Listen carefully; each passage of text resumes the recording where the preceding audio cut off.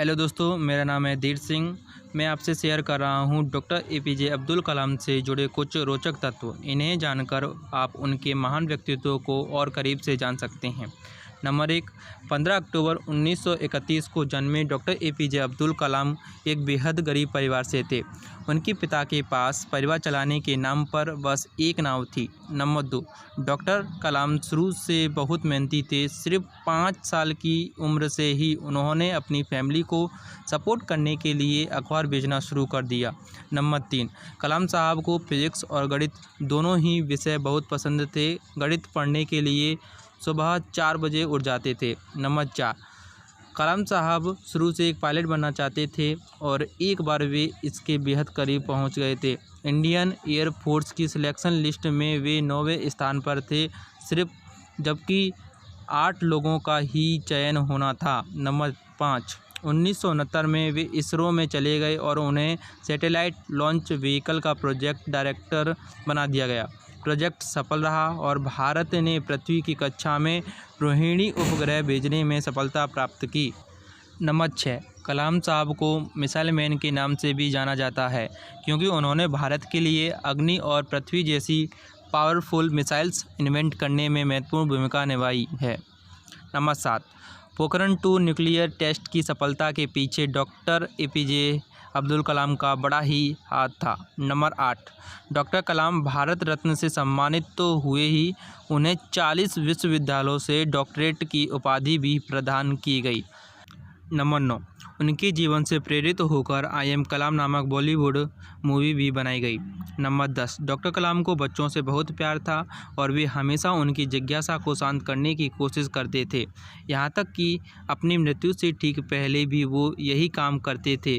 वे IIM Shillong में students को संबोधित कर रहे थे। नंबर 11, डॉक्टर कलाम जब एक बार अमेरिका गए थे तब सुरक्षा अधिकारियों ने उन्हें रोककर उनकी तलाशी ली थी।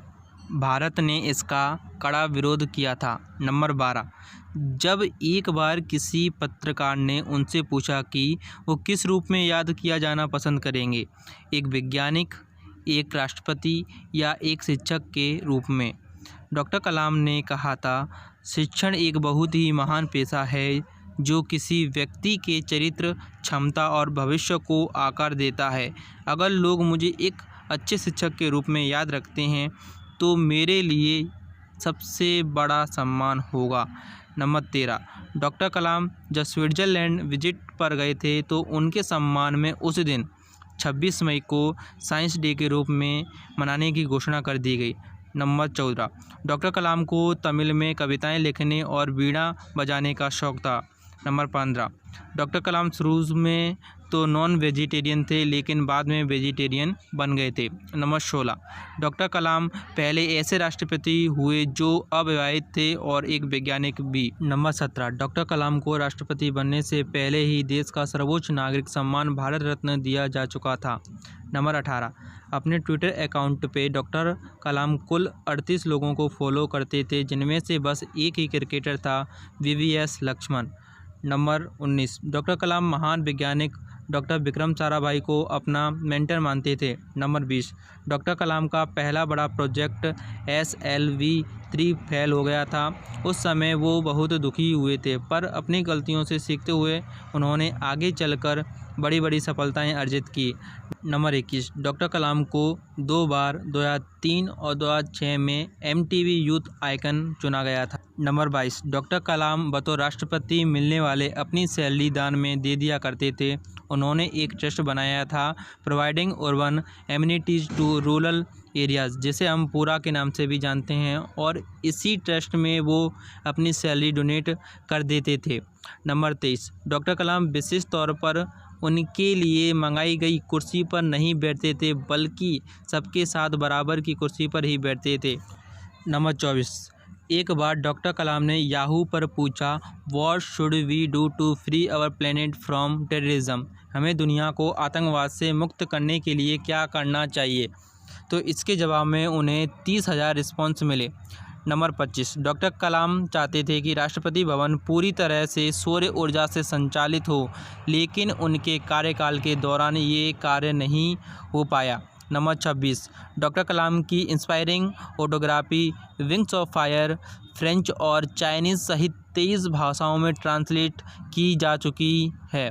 नंबर 27 डॉक्टर कलाम ने अलग अलग विषयों पर कम से कम 15 किताबें लिखी हैं, उनका कहना था। नंबर 28 डॉक्टर कलाम को समुद्र से बेहद लगाव था। नंबर 29 अपने माता पिता की आंखों की समस्या के लिए कुछ खास ना कर पाना डॉक्टर कलाम के जीवन का सबसे बड़ा अफसोस था। नंबर 30 राष्ट्रपति के तौर पे उन्हें अदालतों द्वारा दिए गए मृत्युदंड की पुष्टि करना बेहद कठिन काम लगता था।